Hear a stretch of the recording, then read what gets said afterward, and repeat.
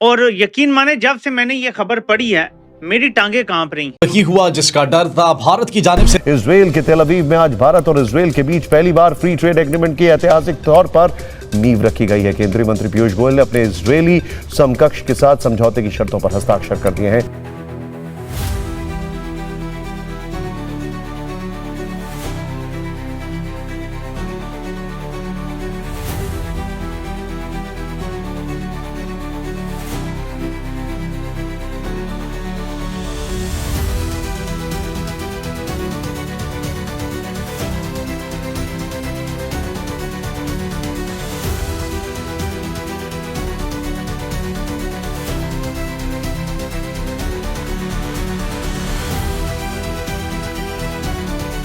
मोदी साहब जो हैं वो भी तो नेतन्याहू के इत्तेहादी भी हैं, दोस्त भी हैं। I viewed how India is waking up as a huge giant, and India of today, of yesterday, is not India of today, and India of tomorrow is a great power.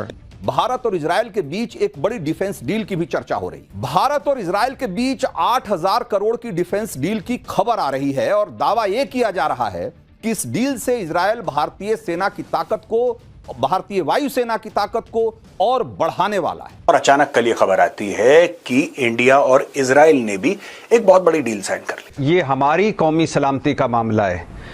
तीसरी बात भी बिल्कुल ठीक है उनकी कि पाकिस्तान अगला हदफ हो सकता है, बिल्कुल हो सकता है। पाकिस्तान को अपने न्यूक्लियर प्रोग्राम की फिक्र करनी चाहिए, अपनी फिक्र करनी चाहिए। इजराइल को इस वक्त कोई दुनिया में वेलकम नहीं कर रहा, लेकिन इंडिया वेलकम कर रहा है।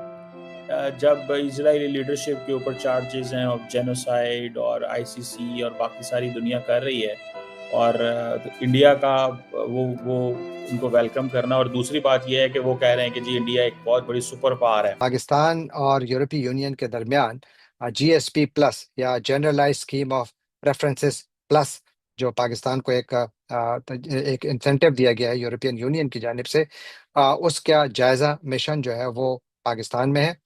और अगर इंसानी हकूक़ की खिलाफ वर्जियों के ऊपर पेशरफ्त ना हुई तो जीएसपी प्लस मराद जो हैं वो ख़तरे में पड़ सकती हैं। यूरोपीय यूनियन ने गुज़श्ता चंद माह के दौरान जिन चीज़ों पर काफ़ी यानी कि एतराज़ उठाया है, उनमें ह्यूमन राइट्स, यानी पाकिस्तान में जो ह्यूमन राइट्स की सूरत हाल है।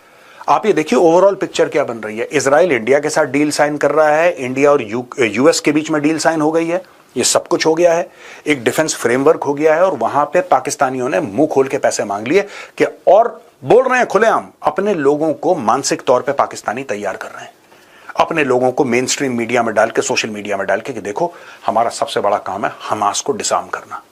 हमास वो टेरर ग्रुप है जो इजराइल के खिलाफ लड़ रहा है।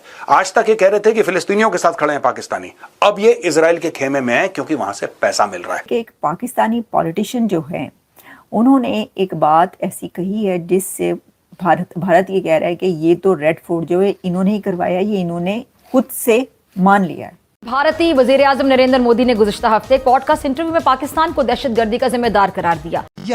भारत ने अब अफगानिस्तान में खुलकर खेलना शुरू कर दिया। कंधार के करीब तूरी कोटल के इलाके में अपना मिलिट्री बेस बनाने की मनसूबाबंदी कर रहा है। बहुत सीरियस प्रॉब्लम्स हैं। दोनों बॉर्डर्स, एक बॉर्डर अगर हीट अप हो जाता है तो बहुत मसले आपके लिए। तो गलती होगी ना, दे डिडंट रियलाइज कि इंडिया ये कर सकता है। उनका ख्याल था वो लिमिटेड रहेगा। मार्च के पहले हफ्ते रॉ के 3 अफसरों ने कंधार का दौरा किया।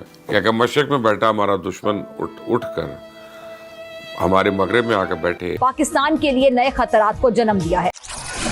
हेलो फ्रेंड, जय हिंद। हिंदुस्तान स्पेशल न्यूज़ में आपका स्वागत है। दोस्तों, जैसा कि आपने क्लिप में देखा, इंडिया और इजराइल के बीच ट्रेड एग्रीमेंट के टर्म ऑफ रेफरेंस पर साइन हो गए। दोनों देशों के संबंध में इसे एक बड़ा ऐतिहासिक कदम माना जा रहा है। उद्योग और वाणिज्य मंत्री पीयूष गोयल और इजराइल के इकोनॉमिक और व्यापार मंत्री नीर बरकत ने गुरुवार को इस पर साइन किए। इसके तहत दोनों देश के बीच टेक्नोलॉजी, खेती, सर्विस सेक्टर और मछली पालन जैसे कई बड़े सेक्टरों में सहयोग और व्यापार के नए दरवाजे खुलेंगे। वाणिज्य मंत्री पीयूष गोयल ने बताया कि समझौते की शर्तों में व्यापार एक दूसरे के लिए खोलने का प्रावधान अहम है और इसमें दोनों देशों के ट्रेड हित सुरक्षित हैं। नॉन टैरिफ बैरियर कम किए जाएंगे, जिसमें केला, दूध, अंडा, आम जैसे उत्पाद के लिए त्वरित अप्रूवल शामिल है। साइबर सिक्योरिटी, डिफेंस, एआई और क्वांटम कंप्यूटर में भी टेक ट्रांसफर का प्रावधान बनाया गया है। इसके साथ साथ इजराइल भारत को अपने देश में 4.5 लाख करोड़ रुपए की मेट्रो निर्माण परियोजना का कॉन्ट्रैक्ट भी दे सकता है। तो चलिए आगे इसी टॉपिक पर वीडियो देखते हैं। अगर चैनल पर नए हैं तो प्लीज चैनल सब्सक्राइब कर लें और वीडियो को लाइक करके कमेंट में अपनी राय जरूर लिखें।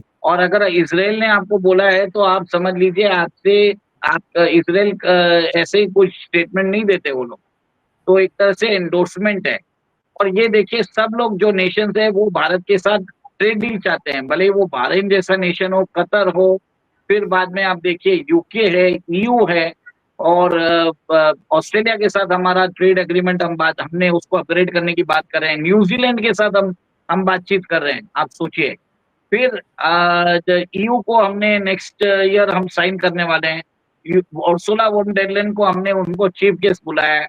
देखिए ये चीफ गेस्ट हम डोनाल्ड ट्रंप को बुलाने वाले थे, हम वहां पर ये क्वाड समिट होस्ट करने वाले थे। तो अब डोनाल्ड ट्रंप ने अपनी बेवकूफी के कारण अपने पैर पे कुल्हाड़ी मार दी है और भारत ने डील कर लिया ईयू के साथ। अब अमेरिका को करना क्या है, उसको समझ में नहीं आ रहा कि उन्होंने जो रवैया अपनाया है भारत के खिलाफ, तो वो माफी कैसे मांगे। कब लास्ट टाइम इंडिया की फौज ने किसी दूसरे मुल्क की फौज के साथ मिलके एक ट्रांसनेशनल टेररिस्ट नेटवर्क अलकायदा या इस्लामिक स्टेट के खिलाफ जंग की होगी या कहीं पे ऑपरेशन ही किया हो? इंडिया की फौज की मैं कह रहा हूँ, क्योंकि इंडिया जब भी बैठता है टेररिज्म हमारा बहुत बड़ा थ्रेट है, टेररिज्म हमारा थ्रेट है। कहाँ पे आप लोगों ने दहशतगर्दी की जंग में पार्टिसिपेट किया, इंगेज किया, और किसके साथ मिलके ऐसा ऑपरेशन किया होगा? आप फॉर एग्जाम्पल आपने अफ्रीका को G20 में बिठा दिया, आप समझते हैं आपने बहुत बड़ा काम कर दिया, लेकिन the real thing is what have India done, what has India done for the sufferings of the people of Palestine? थोड़ी सी एड भेज देना और उधर इजराइल को वेपन भेज देना, थोड़ी सी एड भेज देना, इजराइल को वेपन भेज देना और कहना मारो इनको। द रीजन बिहाइंड इज कि आप बेसिकली तो वो मार रहे हैं ना, किसको मारा है? 1 लाख पैलेस्टीनियंस मारे गए हैं। अगर आपका मौकफ है, देखें सऊदी अरब जो है ना वो ग्लोबल साउथ का चैंपियन नहीं है।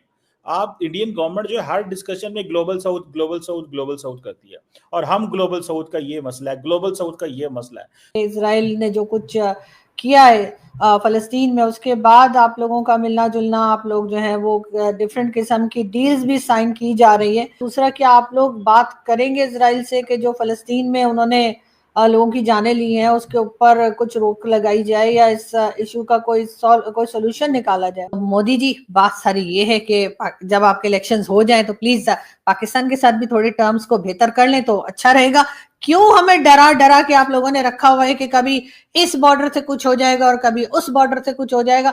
लेकिन बहरहाल पाकिस्तान की गवर्नमेंट ये भी कह रही है कि जी अफगानिस्तान में जो कुछ हो रहा है, अफगानिस्तान की तरफ से जो टीटीपी वाले अटैक कर रहे हैं उनको भारत फंड कर रहा है। अरे मैंने तो कितनी बार कहा है मोदी जी, थोड़ी सी कभी मेरी वीडियो देख भी लिया करें। मैं आपको बहुत ही अच्छे वाले एडवाइस करती हूँ, बहुत अच्छे पॉइंट्स बताती हूँ जिसको लेकर आप सारे इश्यूज खत्म कर सकते हैं। इतना फंड आप लगा रहे हैं अफगानिस्तान में, उसके बजाय अगर लगा रहे हैं, मेरा मतलब अगर कुछ भी नहीं लगा रहे तो भाई वो एम्बुलेंसेज और ये वो मेडिसिन वो तो सब दे ही रहे ना, उसमें भी तो पैसा लग ही रहा है। चलें कोई बात नहीं, दे दिया तो दे दिया और दे दीजिए, हमें कोई टेंशन नहीं। लेकिन कुछ पैसा पाकिस्तान में भी लगा दीजिए, हमारी साइड के कश्मीर में कोई मॉल बना दीजिए, कोई रोड बना दीजिए, कोई इंटरनेट सर्विस सही करा दीजिए, या फिर कहीं और पे कोई इन्वेस्टमेंट कर दीजिए, स्कूल, कॉलेज, हॉस्पिटल, कुछ भी बना दीजिए। और उससे होगा ये कि हम कहेंगे कि लो जी भारत ने तो हमारी इन्वेस्टमेंट कर ली, आपका भी ये रहेगा कि आपका पैसा यहाँ फंस जाएगा, मेरा मतलब यहाँ इन्वेस्ट हो जाएगा। और उसके बाद हमारे वाले जो हैं, हमारे जो लोग यहाँ पर गवर्नमेंट है, हमारी जो मिलिट्री एस्टेब्लिशमेंट है, हमारे वो लोग भाई लोग जिनके हाथ में सारा पैसा आता है, चाइना का भी और बाकी जगह का भी, उसके बाद वो बिल्कुल नहीं बोलेंगे। ये बात मैंने आपको कई बार कही है, लेकिन मुझे समझ नहीं आती कि मतलब वो समझते क्यों नहीं है। अब आप चाइना को ही देखिए, चाइना में ओरिगर मुस्लिम्स के साथ चाइना क्या नहीं करता। उनको कहते हैं नाम मोहम्मद ना रखो, उनकी वहां पे मस्जिदें तोड़ देता है, वहां पे टॉयलेट बना देता है, वहां पे लोगों को मारता पीटता है, वहां पे जो ओरिगर मुस्लिम्स हैं उनके साथ कितना बुरा सलूक करता है। लेकिन हमारे यहाँ क्या रहते हैं लोग, एकदम खामोश, कोई बात नहीं करते। अगर कोई किसी चैनल पे चला जाए, चाहे वो मेन स्ट्रीम मीडिया का इंडियन चैनल हो, चाहे वो पाकिस्तान का चैनल हो, चाहे वो दुनिया का कहीं का चैनल हो, या चाहे वो यूट्यूब चैनल हो, अगर किसी से पूछे जाए कि जी आप लोग चाइनीज के मुस्लिम्स के बारे में कोई बात नहीं करते, वो कहते जी वो जाने थे, उनका काम देना, हमें तो कोई ऐसी बात नहीं है। तो यही बात आप समझिए, हुआ क्या है, चाइना ने यहाँ पे सीपीसी शुरू किया, 12-13 साल हो गए, सीपीसी कंप्लीट नहीं हुआ, फेज 1 कंप्लीट हुआ, हमने फेज 2 के लिए भी पैसे मांग लिए। मुझे नहीं पता कि ये शी जिनपिंग अभी तक दे क्यों नहीं रहे पैसा, कह रहे